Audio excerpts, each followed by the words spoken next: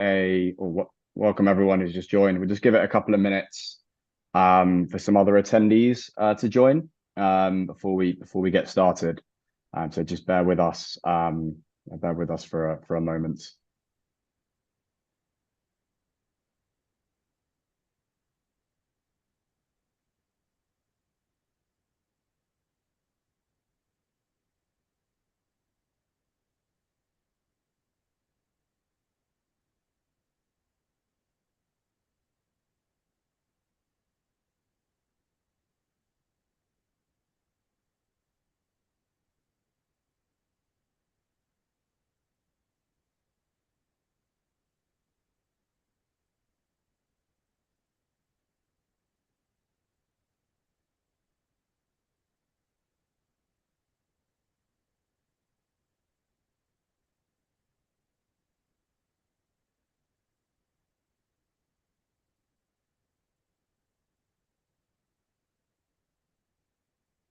Okay, so good morning, afternoon, or evening, depending on where you are in the world.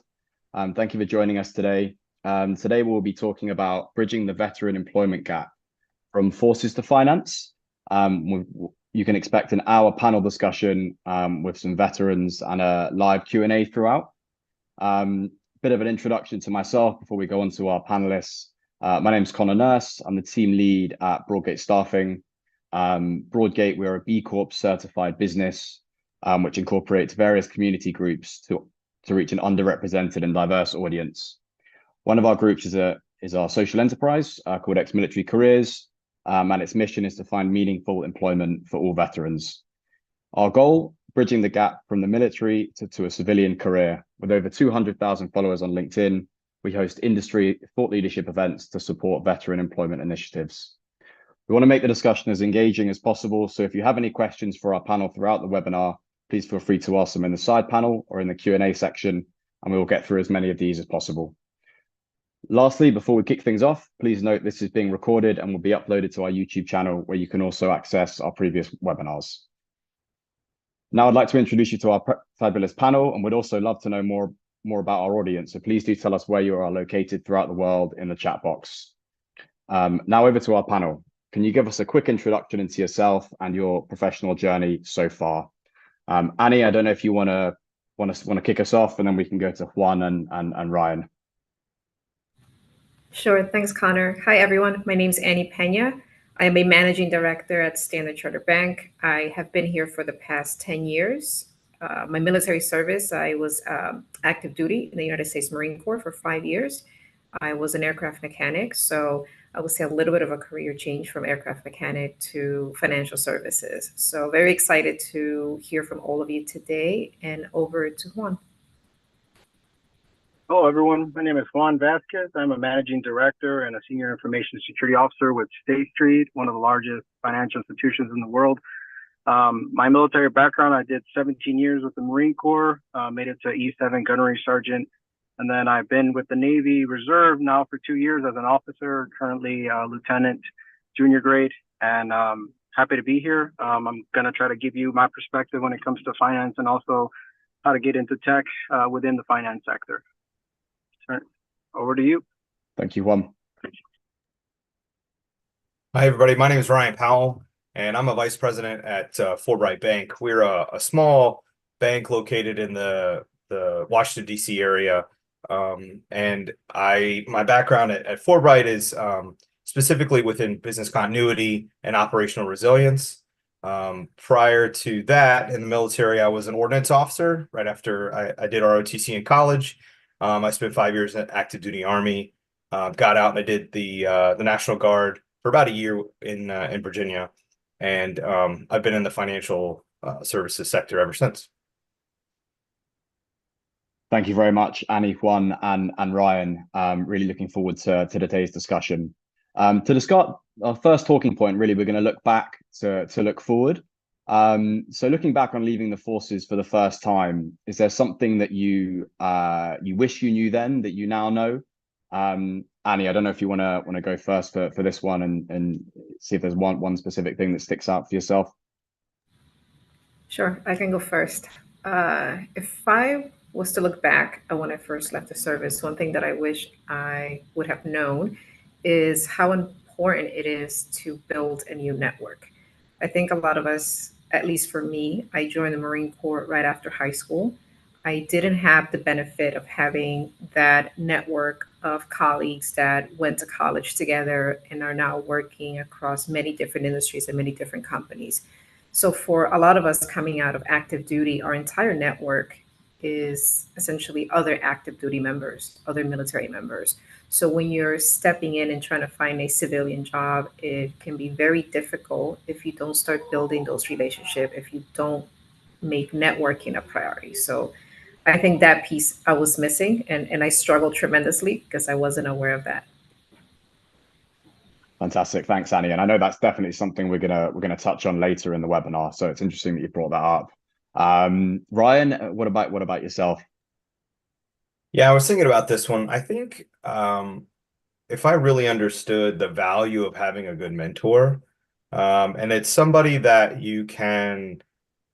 that understands where you've come from, because a lot of times your backgrounds or experiences are different, but somebody that can be open and honest and give good feedback, and feedback in a way that's meaningful, and not just your performance, but also how you can grow your career, thinking in more of a long term, what you want your career to look like within the next year, 3 to 5 years, 10 years. And then also kind of helping you coach through what your expectations are in a job. What do you find fulfilling? Like, those are the things that you can have a meaningful conversation with in a mentor, and in an atmosphere that would, help build trust, and you could be honest. So that would be my thing. Interesting. And is that just a mentor? Do you mean someone else who is a veteran, or any No, not kind of mentor? necessarily. Yeah, because sometimes and I will say this, it's going to be sometimes hard to find a person that ticks all those boxes in let's say in the financial world, that is also a veteran, right? Now, when you do, that would be fantastic. But it would, similar to Annie's point, that mentor might help open other doors, and they might not have to be a veteran, but you can still be in a good place, and get good feedback, and good mentorship advice, even if they're not, but it could be in the civilian world. Yeah. Just is a gold star if they're a veteran too, right? Yeah, of course. Yeah, I agree with you on that. It's vitally important. I don't think it's stressed enough to anyone, to be honest with you, early in their career. Juan, what about yourself? I think for me, it's realizing what we're fortunate and what we're privileged to when it comes to the experience and the atmosphere that we work in.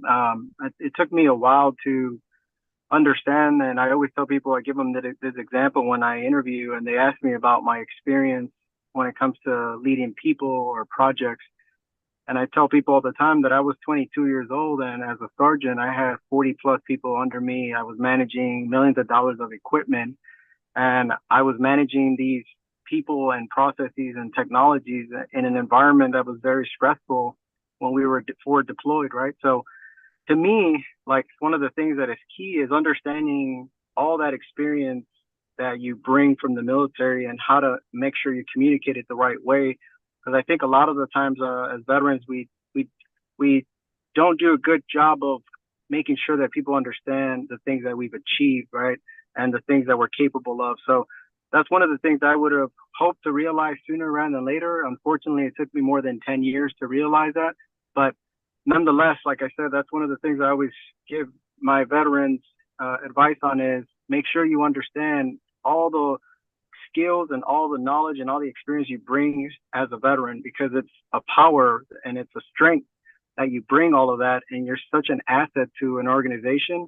And as soon as you can clearly articulate that, they'll be fortunate, and you'll be an asset to any organization. So, like, that's one of the things I wish I would have learned earlier in my career, but thankfully now I'm in a position to tell everyone on this call that those are the things that they should be focusing on as well. Completely. Yeah, it's about, how you translate that experience on a resume and in interviews, and what opportunities are out there, which is all stuff we're going to delve deeper into later on into the webinar. So thank you for that. Moving on, we're going to have our first poll, in terms of looking at what specific skills and experiences make veterans well suited for roles in financial services, which should be coming up. Should be coming up now, I believe.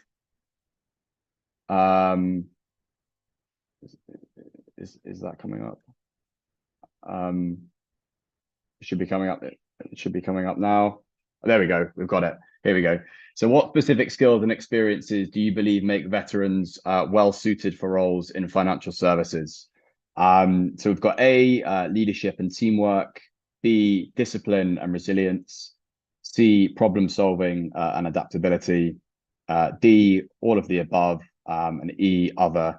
Please specify. And once we get some answers to this, we'll ask our panelists their thoughts and on, I guess, the answers and more broadly what they think.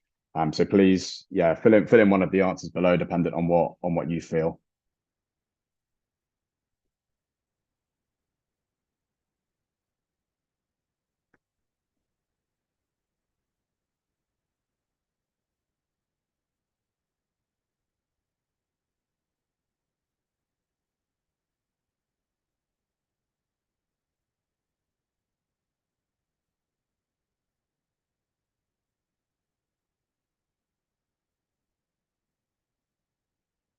So it looks like we got all of the above as the most, which is great to see. Keen to kind of turn to Ryan now. What would your answer be to this question? What do you feel in terms of skills and experience that veterans have that make them well suited to financial services? Yeah, I'll follow along with that poll, and I created two buckets when I was thinking through this.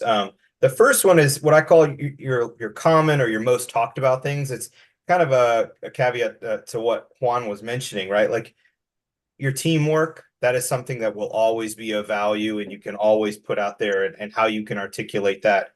The discipline that goes like along with goal-oriented or focused type of mentality, your flexibility and adaptability, your leadership capabilities, all of that stuff you can, once you can articulate those stories, and especially if you were in a forward deployed or a hazardous situation, that's all absolutely gold for somebody trying to find a civilian job. The other side that I will say that is almost sort of overlooked or uncommon is that you're highly trainable. And I don't think that is something that is expressed enough, right? Like a lot of times veterans, regardless of rank or branch affiliation, you're put into many jobs that you might not be completely trained for. And it's usually the type of situation when I talk to folks, it's always like, well, they threw me in and I had to go learn it. And I don't think that is discussed enough when you're coming into the civilian workplace. Another one is that you're used to working in a highly regulated industry. It is absolutely transferable when you get into the civilian, especially financial services, when you can explain how you're used to abiding by regulations, standards, procedures. There is a clear, distinct, path for each area that you've worked in. We do that in the financial services sector as well. The auditors and regulators are very explicit in what you can and cannot do. And again, there's only another one. It's healthcare that's regulated just like finance. And then the other one is that I think, again, overlooked is that you're used to working in a very diverse atmosphere and diverse work colleagues. You never know once you get to a unit who you're going to be, walking into, what the jobs are going to look like, that your coworkers are going to look like. It is a very valuable skill to be able to work and develop relationships with people from all different backgrounds. And again, that's something that's overlooked, and in my opinion, and I think that you could bring that up when you are talking with potential employers. I think three very, very good points there. The highly regulated sector factor is a really good point, and the diversity and almost the adaptability, I think, is a really good point there as well. Yeah. I don't know if anyone else, Juan or Annie, you have anything to add to that at all. I would just add a little bit on the adaptability point, Connor. And I think a lot of people really undervalue that and the flexibility. Companies are constantly going through restructurings, through changes in technology. It's change is constant. The only thing that is guaranteed is that whatever company you're working for is going to go through some kind of very significant change year after year. And having employees who are able to adapt quickly, who are able to remain flexible and move along with the change is something that it's very difficult to find, actually. And I think veterans do that quite well, and they can definitely add value in that space. Fantastic. Yeah, completely agree. Juan, is there anything you'd like to add to that point? Yeah, I would add that I think that many of us are fortunate to join the military and gain some technical skills, right? So not all of us, right, were grunts or working in the infantry. Like many of us have had technical jobs, and so I think it's important to highlight not only those intangible skills like communicating and being a team player and leadership, but all the technical skills that you've gained throughout your experience in the military, right? Like we have, as an example, one of the panelists was an aviation mechanic. It is a very technical job that requires, very technical skills. I've had a lot of veterans that, in the military were technical, and they were like system administrators or they were network administrators. And, when they get out into the civilian world, they have a problem translating that because they don't understand the fact that they've gained all those technical skills while they were in the military. And they might not have the formal training, or they might not have gone to school, or might not hold a certification, but they have all the experience, knowledge that is required, right, to hold very technical jobs. So I think it's important to make sure we highlight both, right? Highlight your non-technical skills and then highlight all the technical skills you've gained. Completely. Yeah, I think that's sometimes something that is forgotten about. Soft skills are obviously very, very important, but you need to make sure you outline what technical skills you did gain when you served. We have a question through from the audience. What steps can veterans take to adapt to the corporate culture and terminology in the finance space? Great question, this one. I'm not sure who wants to tackle this. Ryan, do you want to tackle this? Annie? I can jump in. And I think someone mentioned earlier around mentorship.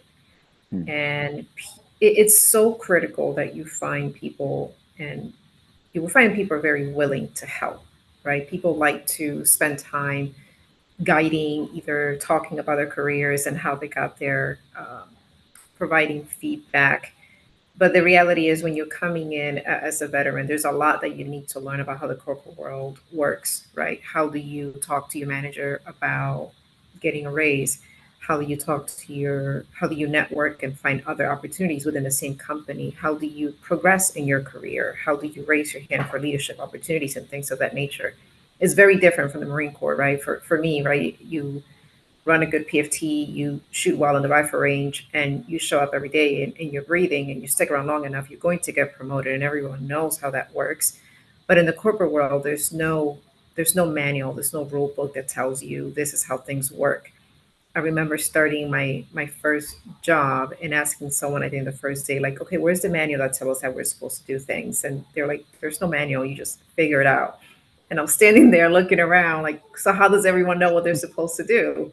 As an aircraft mechanic, you have these very prescriptive books that tell you every single step of what you're supposed to do. So having the mentors, and mentors is a very, I'll say, formal word, finding someone within the organization that you can relate to, someone who's willing to help you and guide you is very important. You can't do it alone. That's all I can say. Yeah, completely. So someone who's, try and find someone, although it is difficult, who's gone through something similar, a similar kind of transition. Almost have like a buddy system internally. We found with some of our clients who have veteran hiring schemes can be really, really effective. Ryan, Juan, I don't know if you have any other additional points to that. The other thing I'll point out is that don't if you get hired onto a specific firm or a bank somewhere, don't get discouraged if the terminology, it feels like a waterfall, because for one thing, a lot of times acronyms are different from organization to organization. And so it's very confusing if you even move from civilian workplace to another. So in a lot of times I always joke, like, there should be and some companies do, they have like a glossary of terms that is just acronym specific to their company. But again, it gets back to that, if you're getting a little tactical here, again, finding somebody to, like Annie mentioned, it doesn't have to be a mentor, but a buddy, somebody that might be your peer that you can lean in on and be like, hey, I have this project or I'm working on this. They said, what does this mean? What do you know? And then the other side of it is don't be afraid to ask questions, because that's the worst you could do is go along and not and pretend like and then you're stuck into a situation where you don't know what they're talking about. So again, it's okay to raise your hand, say it. Hey, you want to explain this to me? And a lot of times, again, people are more than willing to talk about themselves and the project that they're working on and give you that information.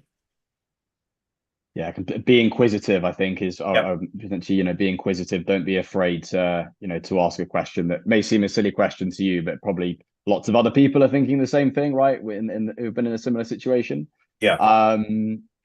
Good. Well, thank you for that question from the audience. Moving on to, I guess, the financial services industry, the finance industry as a whole. Oh, no. Juan, Sorry, sorry. can I add one thing on that culture question? Yeah, of course. Sorry, Juan. So the one thing I wanted to make sure, the audience understood is that culturally you'll adapt to the cultured environment, right? You'll quickly understand, how to speak to folks, how to speak to your manager, how to adapt to that, right? Because the veterans are good at adapting. I think one of the things that is key that's made me successful is I've never lost sight of the fact that I hold the same mentality and the same ethics when it comes to my military life. I hold myself to the same standards in the civilian world and in my corporate job, because it's made me successful not to have that 9 to 5 mentality like many people in the corporate sector do. So in the military world, we live by and die by mission accomplishment.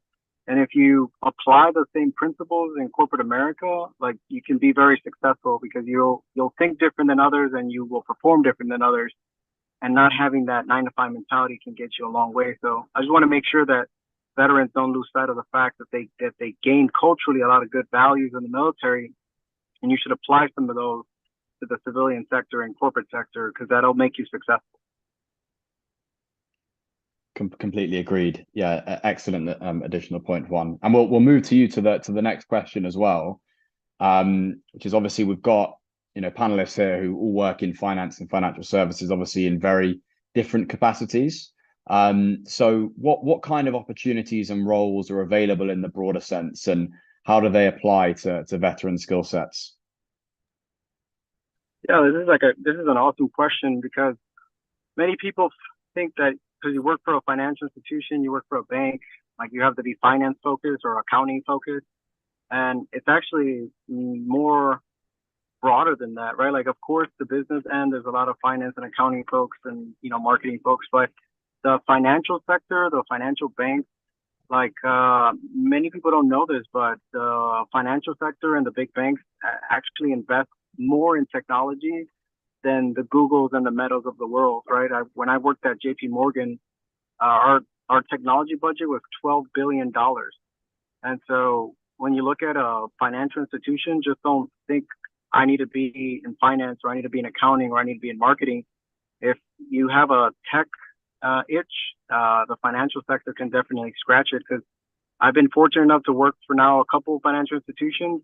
And once you understand the finance sector and you understand how they operate, but you have a technology background, or you have a unique background in marketing, or as Ryan has it in business continuity and disaster recovery, you have so many opportunities, not only within your own institution, but to go to other institutions, because most of the financial institutions, they actually acquire talents from each other. I worked at JP Morgan, so I was recruited from JP Morgan to State Street. One day I might be recruited from State Street to, Bank of America, and so on. So my point is, think of it more broadly than just I need to be in the finance sector, and I need to be in finance and accounting. There's so many more opportunities beyond that.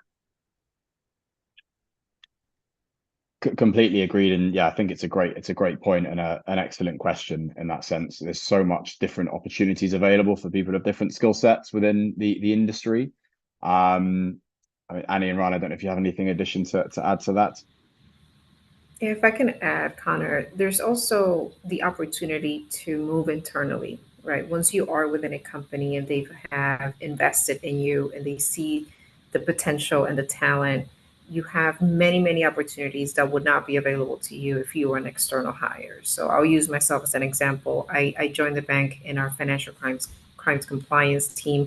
I was an intelligence analyst as my first role.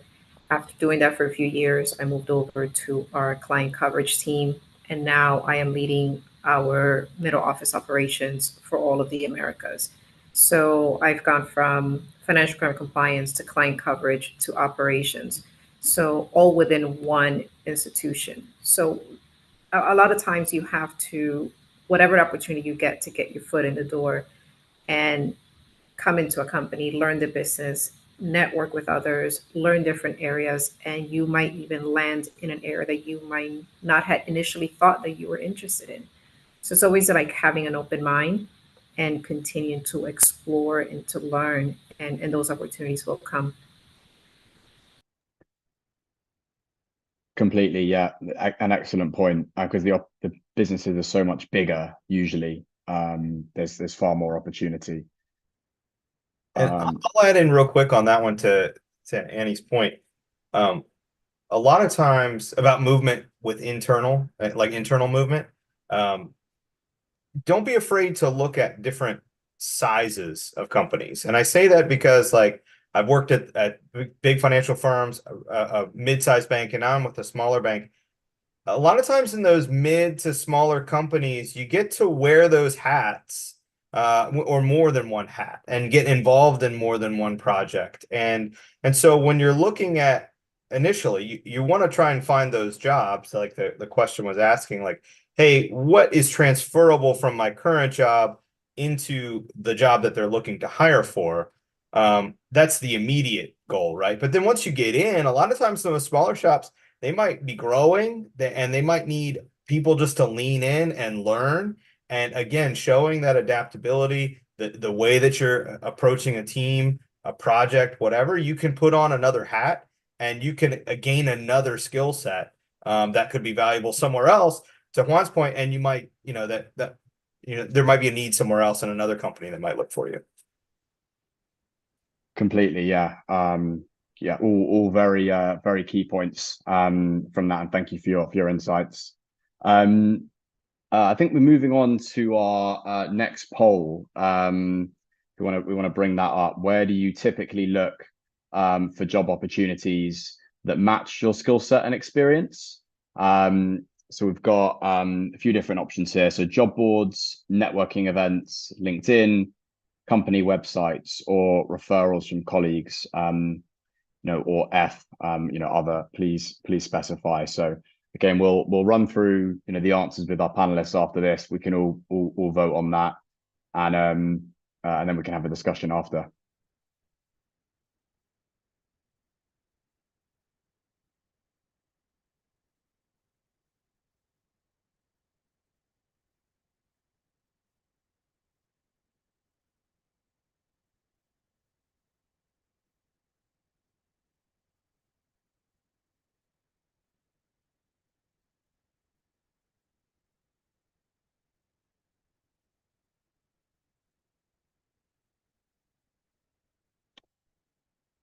Everyone wants to get their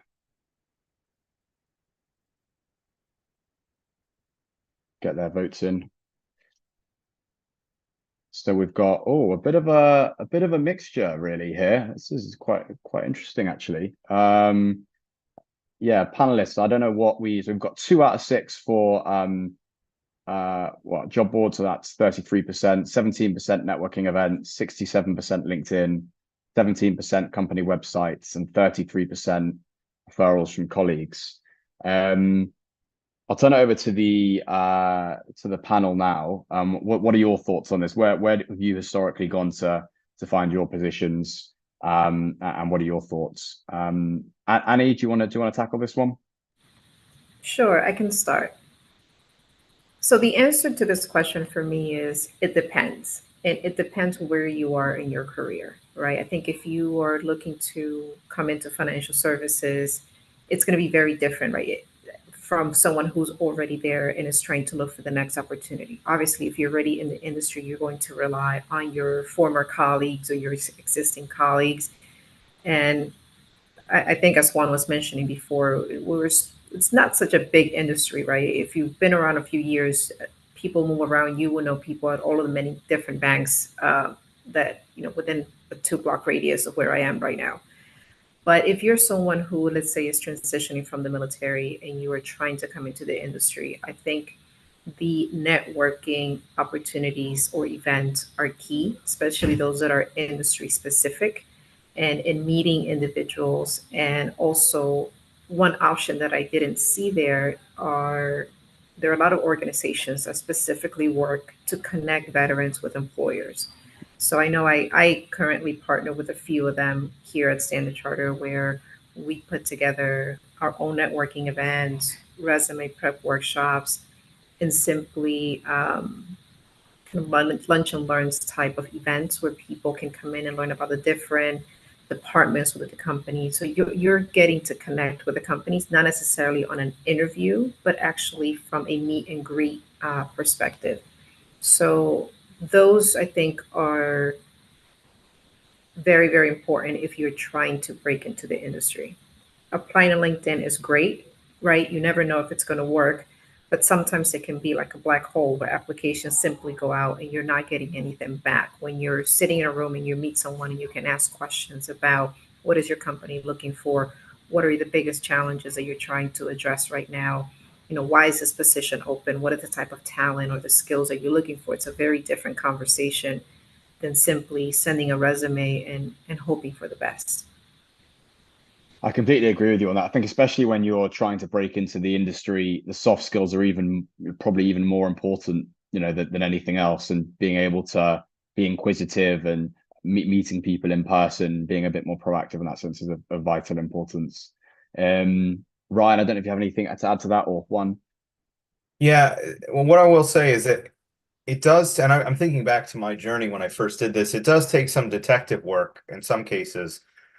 But there are companies that are large enough that have people in them that are completely dedicated to hiring the veterans and working with them to get them placed.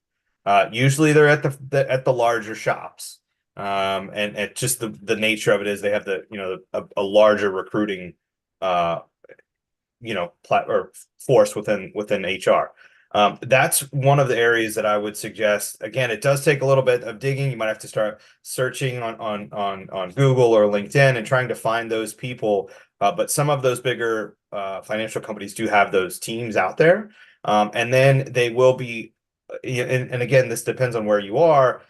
To Annie's point on networking, like anytime there is sort of a networking event where veterans are encouraged to go, a lot of times those shops will post that information and try to find where they will be, where their displays or tables will be at those different networking events.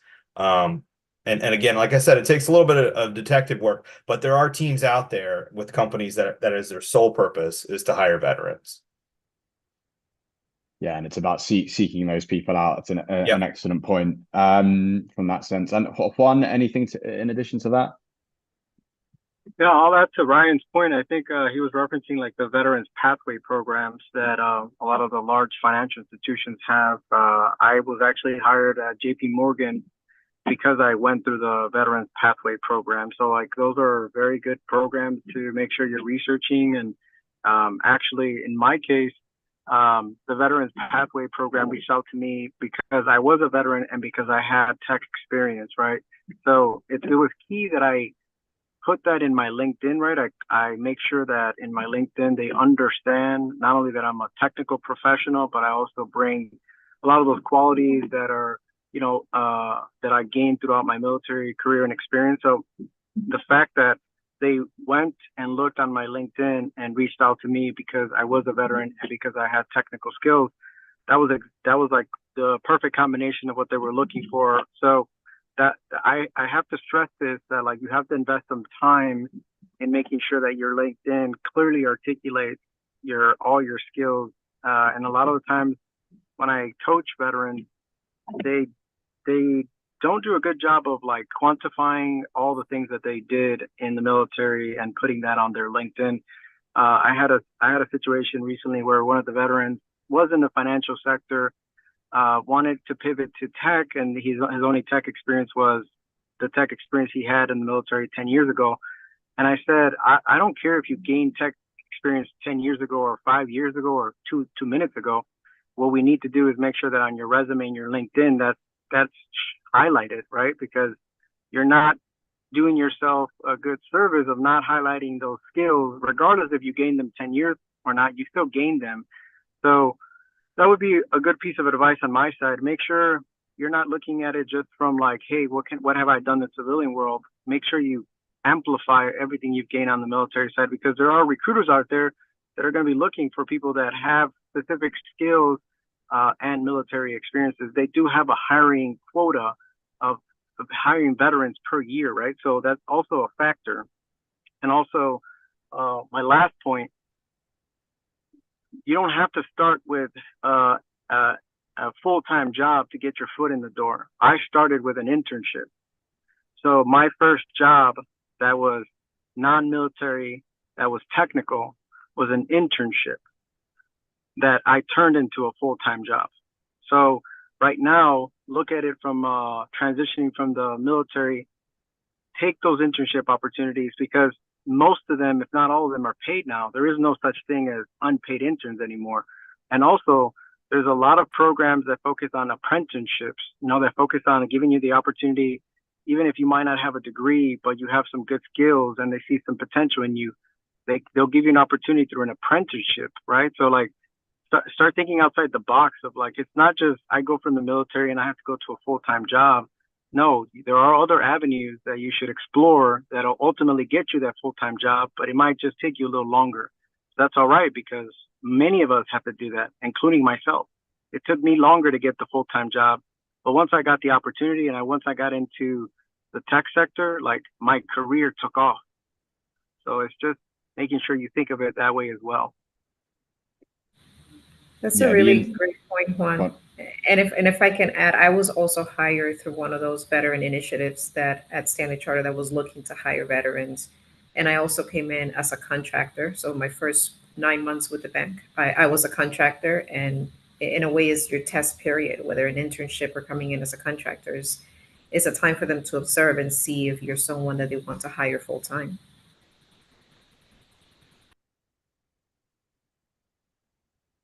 Yeah, I completely agree, and I think the LinkedIn point's a very valid one as well. Just on that one, what specifically would you advise people who are looking to get into the industry to put onto their LinkedIn? Do you mean specific certifications they've got? Do you mean to even include kind of, veteran on their LinkedIn profile? Could you mind just going into a bit more detail on that? I would say all the above that you just mentioned, but also make sure that you're quantifying, right, like your experience in the military. Because, like I said, the facts matter, right? If you put in your LinkedIn that you manage 40 plus individuals in a very stressful setting, you were able to manage and control millions of dollars of assets and equipment. You led initiatives that resulted in cost savings, or you led initiatives that created efficiencies. All these things that I know many of my veterans do because I did them myself. Like, if you do not articulate them the right way on LinkedIn, like, you will not be recruited, because those recruiters are looking for these specific facts. And I think that, and I understand why we do it, because many veterans are humble and we, sometimes don't like to brag about what we've done or what we did in the military, but it's not about bragging. It's about just quantifying how much of an asset you are, right? And it's your job to show the civilian world all the knowledge and experience you gain, because you are part of the 1%. You are fortunate enough to have done things that most people, 99% of people, don't do. You were able to manage people. You were able to work on projects that were impactful to the organization that you worked for and even our nation. You worked in stressful situations that most people never work in. So like all these things have to be highlighted in your LinkedIn and in your resume, because once again, the only person that is you're doing a disservice to is yourself. And that's one of the key things that we have to always amplify is amplify how much of an asset you are because you're a veteran. Remember, you're part of the 1%. So let everyone understand why that 1% matters. Completely, yeah, and this leads really quite well onto our next point.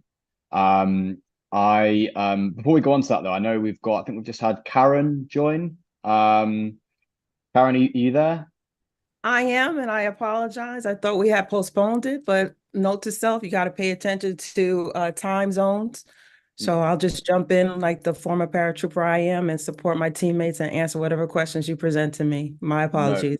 no problem. You're all good. You're all good. Do you want to give a brief introduction to yourself before we move on? Yes, it would be my pleasure. My name is Karen Rancher. I am a retired Army colonel. I started as a private in the 82nd Airborne Division, went to officer candidate school, became a logistician. I have 27 years of supply chain experience on a global scale. I excelled in that field, and I was given what we refer to as a nominative position.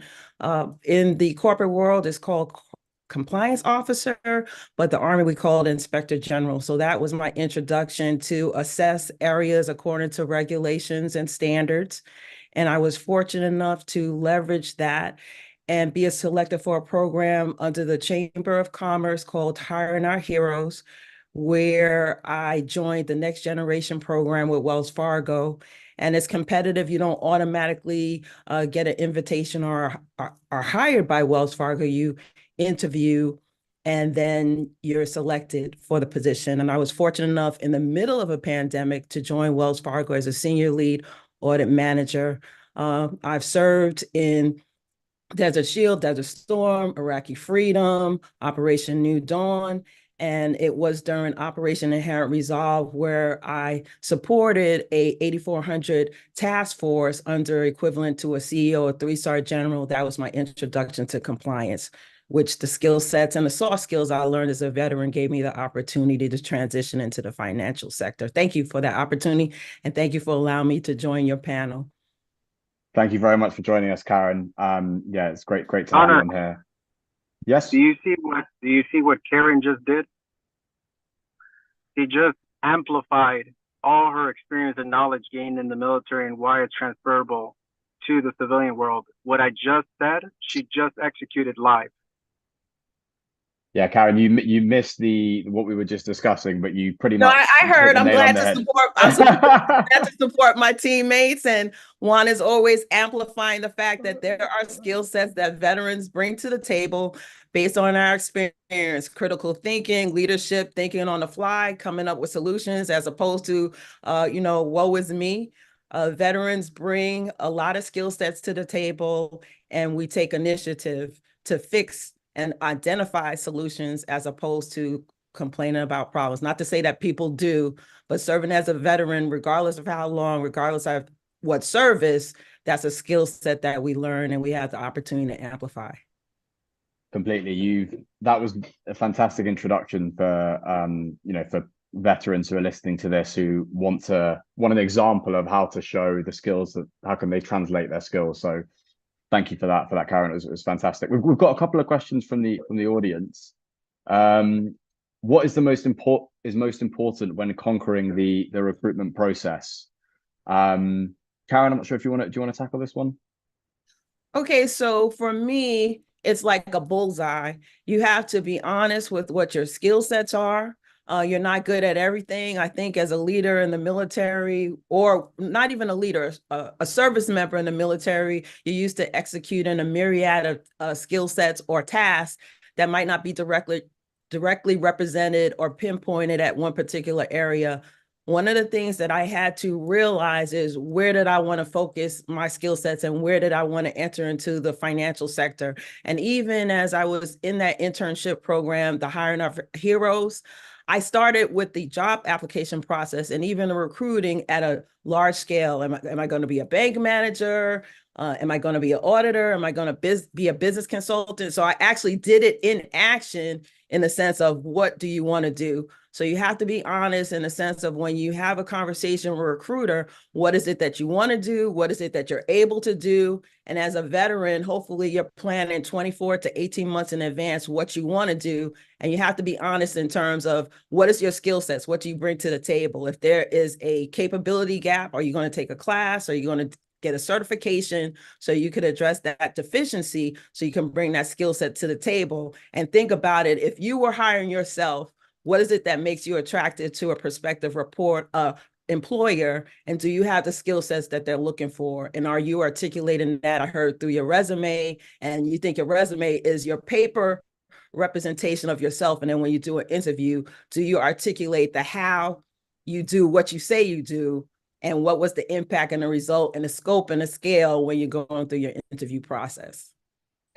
Completely. And that, for everyone out there, you know, that's specific to each role, right? So before you go into an interview or you submit a resume, you know, that could, you know, your answers and how you approach that is going to be different for each role. Is that correct?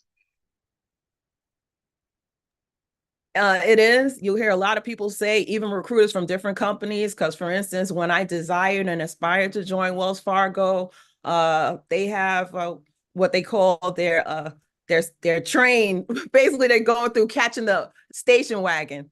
And I wanted to hear about their culture. So for instance, one of the recruiters said, don't try to do that cookie cutter resume where you send in the resume for every position.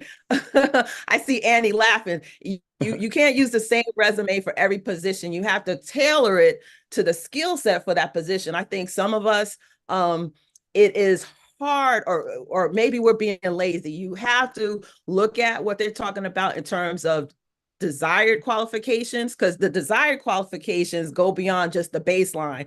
If you have all the desired qualifications, that increases your probability and the propensity of a recruiter wanting you. But then even when you get the interview, again, you can't do the cookie cutter and say, hey, I'm an audit manager. What is it that you do as an audit manager? Do you know how to do a VLOOKUP? Do you know how to take large data sets and make it relevant to an audit manager, in a sense that it's not just numbers and scenarios and risk management challenges? Put it and package it and tailor it in a way that is relevant, usable, and applicable and valuable to your team, your employer, and your supervisor. Just don't throw out data points that it's a waste of people's time. Completely. Yeah. Don't just throw stuff and hope it sticks, you know, be specific and make sure everything's completely relevant. I love that. That's really good. Annie and Juan, is there anything else you'd like to add from your own experience to that question at all? Yeah, I would definitely make sure you understand the institution and what they're trying to achieve, because probably in your interview, they're going to be asking you, you know, some technical questions specific to the role. So you should definitely know the role and cater the resume to the role, but also understand holistically what that institution is trying to do, right? What that department is trying to do and what they're trying to achieve, right? Understand the vision and the mission of the organization, because what will really impress a hiring manager is when you can clearly articulate what the goals of that organization are, how your work is going to impact those goals, and how you have the technical and non-technical skills to fulfill his or her need.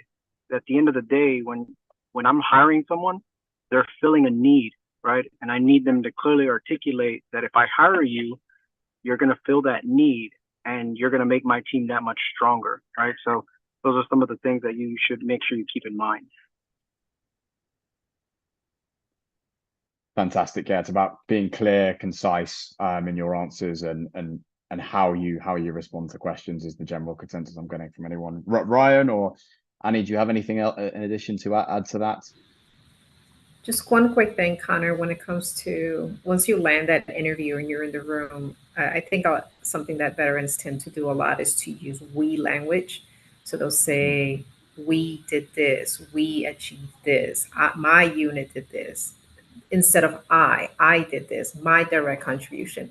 And I think making that transition, it sounds very different when you hear it as a recruiter, because in one aspect, you're describing what a team accomplished, but you're not really talking about what was your contribution to meeting that goal. So it's important that during those interviews, you transition from the we to I language and you talk about what is it that you did as an individual? What was your contribution? What did you bring to that team to help achieve that goal or to make that mission a success? And I think that's the dots that needs to be connected for the recruiter to understand what are your skills and your abilities, what are your strengths, and what you can actually bring to their team. Completely. And it goes back to the point we said earlier around veterans are generally pretty obviously very selfless. You know, and it's about being able to sell yourself in an interview, right? And saying, no, this is what I did, which is of huge importance. But Ryan, do you have anything in addition to add to that question at all? I know there's all great points. The only thing I will add here, and I can't stress it enough, is to portray yourself again as a highly trainable individual. And because there are, we could get a lot deeper into a conversation on specific roles, but a lot of times roles that are posted can be general in nature, or they have a specific skill set that might be kind of hard to find, and depending on who's in the market, right? And so if you could portray yourself as somebody that, again, can bring all of the things that the other panelists described, and you can train me in this job, and I'm good for your team, I fit your culture, I would hire you in a heartbeat, because I might not be able to find that specific unicorn out there, but if I could train somebody, I guarantee, and that's willing to learn, I will go for that person over anybody else. Fantastic. Yeah, that was excellent responses from everyone there for that. We have one more question from the audience. Which is another really good question, actually. Most veteran apprenticeship programs require an EA estate of less than 2 years. Are there other possible avenues for veterans to be seen by large financial institutions if your EA estate was later than that? This is a really good one, actually. And so thank you for whoever wrote this in. Does anyone have any comments on this or any answers? So if I may, I'm just going to name a few. You have, for instance, Military Officers Association of America, you have 4-H, you have different nonprofit organizations that support veterans. I think it goes hand in hand with doing your homework, and they constantly having webinars, because I think the pandemic really was a pivotal moment in the history for humanity, that you don't physically have to be in a geographical location to seek these opportunities. I would say, think about your skill sets, think about the type of company you want to join, what size of company, whether it's small or you want to be a giant whale in a pond. Be realistic. Do you want a Google experience, or do you want a Booz Allen Hamilton experience? And look at times where that company is offering apprenticeships, summer programs, where they're open to veterans and they're veteran friendly, or even training seminars, certifications. Like, you think we have the International Association of Auditors, they're constantly having conferences where not only does it help you to learn about different skill sets within that financial sector or aspect of the financial sector, but it allows you to establish relationships so that when you transition out of your service, people know your name, that you're just not a name in a stack of papers or resumes where, okay, I remember Karen, she was on the call with the Stagecoach like 3 months ago. So when I reach out to that recruiter, David or Molly or whoever, they're like, okay, this person has this different skill sets, but she's really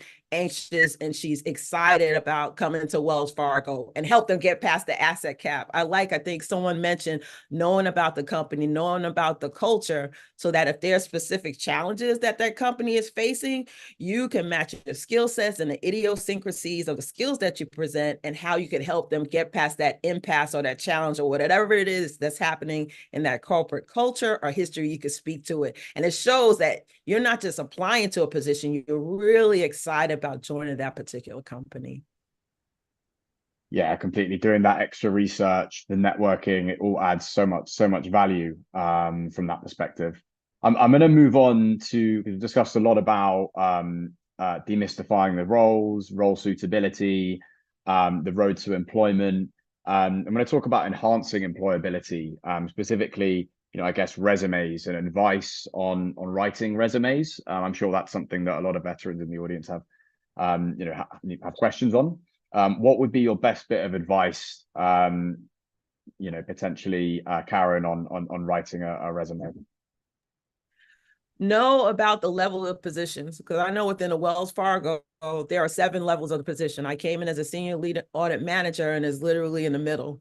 But one, educate yourself about the positions of what are the tasks or skill sets that's related to that position. I know for me, my son, for instance, he serves now, but we use jargon like airborne or AMC. There are literally 4 AMCs in the Army. Don't put AMC in your resume, because nobody who's not affiliated with the military is not going to know. Are you talking about Air Mobility Command, Army Material Command? To someone that has no association or affiliation with the military, don't use jargon, don't use abbreviations. Tie what you did, the organization, to scope, scale, impact. What was the result of what you did? And one of the things that I used to do when I even wrote evaluations or my own resume, I would give it to my son or a friend that had no affiliation with the military and make sure that the context and what I have in the within my resume or the document is free of military jargon, and they can understand it. And you think you might have it right, but okay, what is a battalion commander?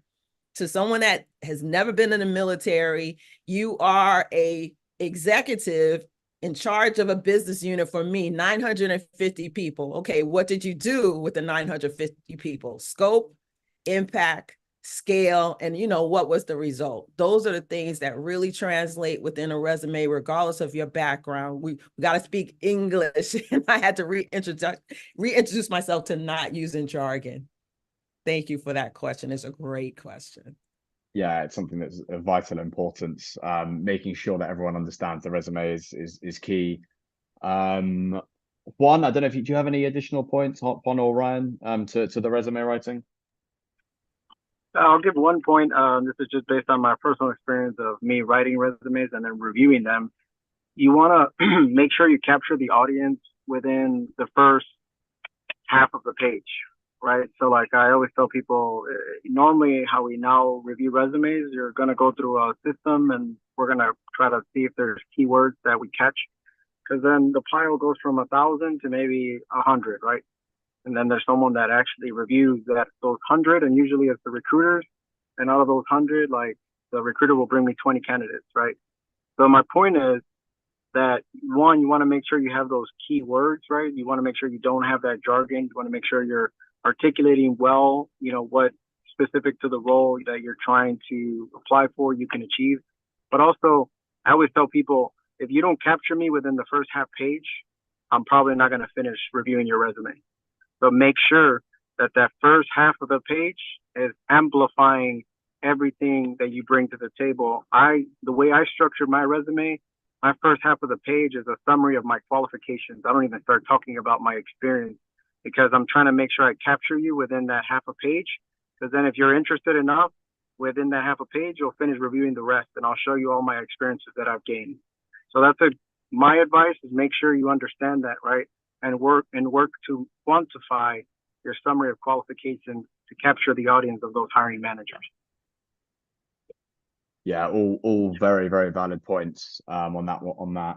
I'm going to jump to something we go on, Ryan. Sorry, go on.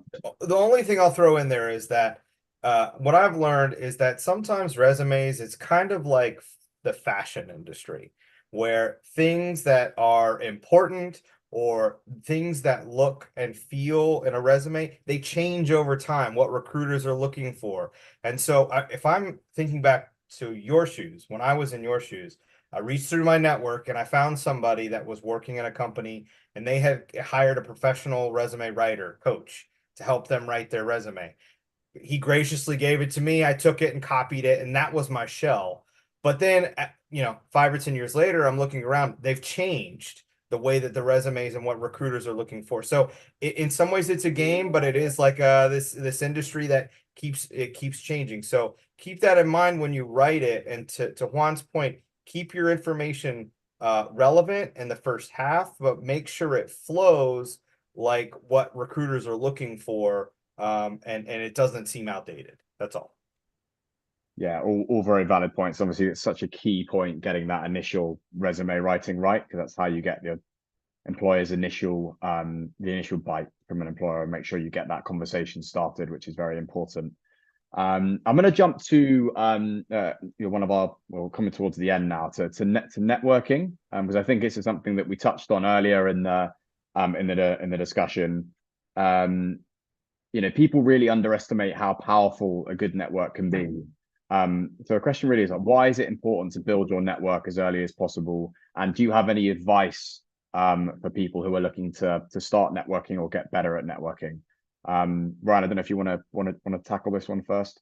Yeah, I'll jump in. Think of yourself just like any of these businesses that we're a part of. You are a brand, right? You are working on your brand and how you present yourself in your network, and how, regardless, again, and Andy talked about earlier, you're going to have to develop and build a new network.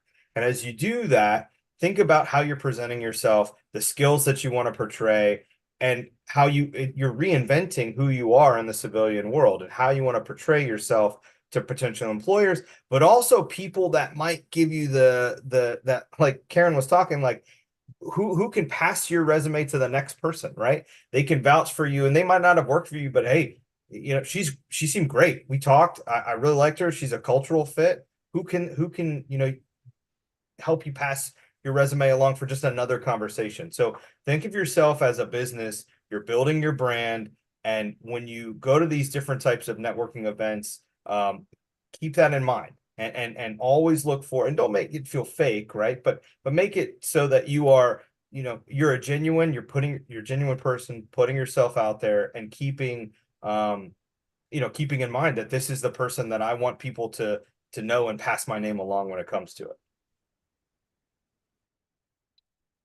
Fantastic. Yeah, so vital. And also, I think, remember that, whoever you're networking with, is often in a similar situation, right? In terms of everyone's in the kind of same boat. Karen, is there anything else you want to add to that? Karen, off one? I would say you want to bring authenticity. Don't articulate that you could do something that you can't do. I think for me, like I start off with my introduction, and I'm a retired colonel. I love the fact that Ryan said you're starting fresh. So when I started, first of all, I started loosening myself or separating myself from the identity of Colonel. And I've always been Karen. Other people have seen me as Colonel. So one of the things that I think was very important is when I went into Wells Fargo, people did not know that I was a retired officer or even what rank I had attained, because it's a new chapter in your life and you're basically starting from scratch in terms of building your credibility, people seeing your competence. So it's wonderful to meet you. My name is Karen, and I think the conversation and the dialogue starts there in terms of what you are capable of and bring it to the table. And I can't emphasize enough the power of authenticity. Leave the rank and titles behind, because now it's a brand new chapter. Fantastic. Yeah, and the it can be so powerful, networking as well. Anything in addition to that?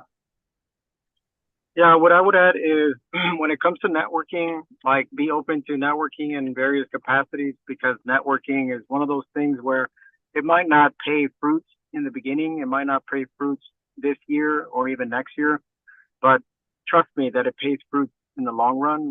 Two of my last jobs that I've gotten in leadership roles have been because of my network and because of the recommendations and the relationships that I built throughout the years. So look at networking as a marathon, not a sprint. And also, like, leverage the power of recruiters. There are armies of recruiters who specifically focus on hiring veterans and focusing on hiring particular individuals for the financial sector. I have an army of recruiters that I work with, not only to hire folks, but when I want to look elsewhere, right? So, apply the law of numbers. If there's 10 recruiters that are working for you to get you a job, plus you're networking, plus you're applying on LinkedIn, it's a numbers game. I tell people all the time, it's not a matter of can you get a job, it's when you get a job. And so, but you might have to get 20 no's before you get that one yes. So it's a marathon, not a sprint. I need everyone to realize that. Oh, and if I could jump in on what Juan said, it really starts with don't approach networking as an immediate payback. Think about it about building relationships and creating your reputation within the industry and bring energy to the table. I mean, you wouldn't believe it, but I'm an introvert. I draw energy with silence being by myself. But you can't tell anyone that I'm not the life of the party, so to speak, or never met a stranger type personality, because you want to be engaged when you're networking and bring that energy to the table, like you're present in a sense of mindfulness, like you really want to be there. Completely, yeah, completely agreed. And some really, really good points on networking. I think this is something that's been a theme throughout the webinar, and it's an absolutely vital importance because it can be something that's challenging for someone who's not done it before to really learn. So I think that should be really useful. The last question from us before we wrap things up here: what's the most important lesson you've learned about working in the civilian world since leaving the forces? Does anyone want to start off with one final point? Karen, Ryan, or Juan? I joined Wells Fargo in the middle of the pandemic.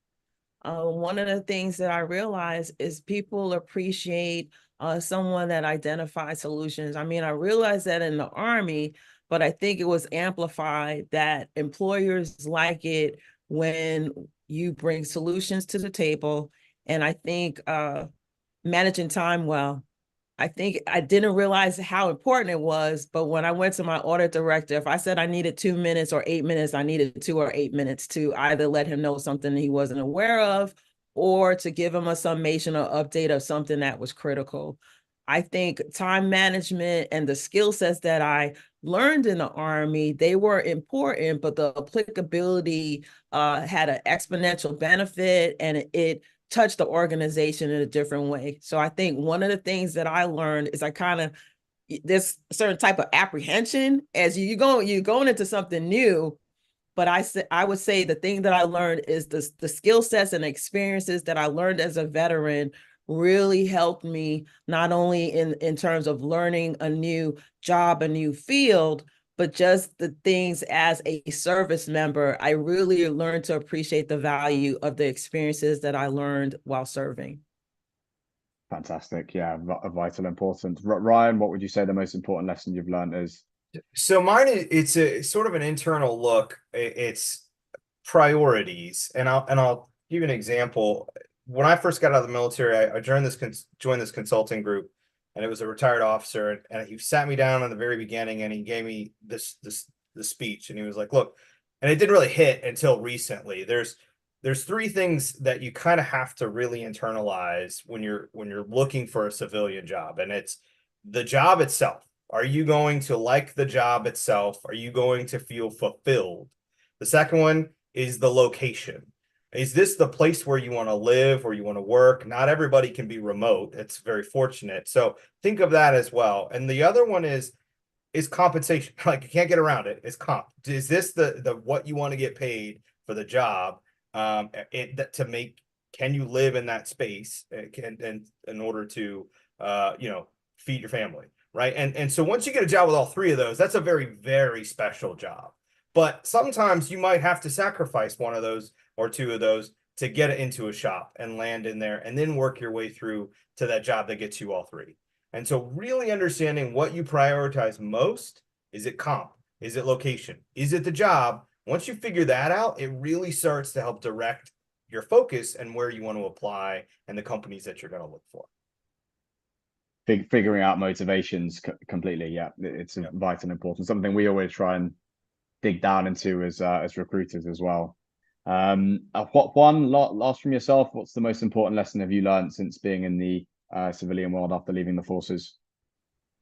I think I've learned 2 key lessons that have made me successful. One is the fact that I have to accept and acknowledge that I'm not going to be the smartest person in the room most of the time, but I will always live by, I will be the hardest working one in the room. And so my hard work, dedication, and discipline will always get me where I need to be. It might take me longer. It might be a harder road, but I will get to where I need to be. So one of the things that I've learned is to accept not to be the smartest one in the room, but be the hardest working one in the room. And the second thing that I think has made me successful is realizing that failing is acceptable. Failing fast is the mentality and methodology that I live by now. So failing fast means like acknowledging the fact that you're going to fail, and it's not the failure that matters, it's the lesson learned that really matters and what's important. So by basing my life on those two kind of factors of not being the smartest one in the room, but being the hardest working one in the room, and understanding that failing is acceptable, it's really the lesson learned that's the value. Those two things have made me successful. And so I think if you apply those two things, anyone can be successful, because there's nothing special about me that has made me successful. It's just that I've applied those two principles. Completely fantastic. And failing, everyone fails, right? But you're right. It's completely about learning from those mistakes. Fantastic. Well, appreciate we've run slightly over time here. So that's about it from us here. Thank you very much for everyone for tuning in, for sharing your morning, evening, or lunchtime with us. And thank you so much to our speakers for sharing your insights. You've all got great stories, and hopefully we've provided some value to some veterans out there who are looking to make a transition. I'd also like to thank the Trenovo marketing team, Lucy, for helping put this together. And hopefully you can join us on our next webinar. And those who want to continue the discussion further, follow our community on social media and reach out to me directly if you want to get involved. We're always looking for companies to sponsor in-person or panel events, as well as hiring managers who we can facilitate introductions to for our veteran community. So yeah, I really appreciate your time. To find out more about ex-military careers, please visit our website, www.exmilitarycareers.com. But for now, we'll see you all soon, and thank you very much again. All right, thanks, Connor. Thanks everyone. Bye-bye. Thank you, Connor.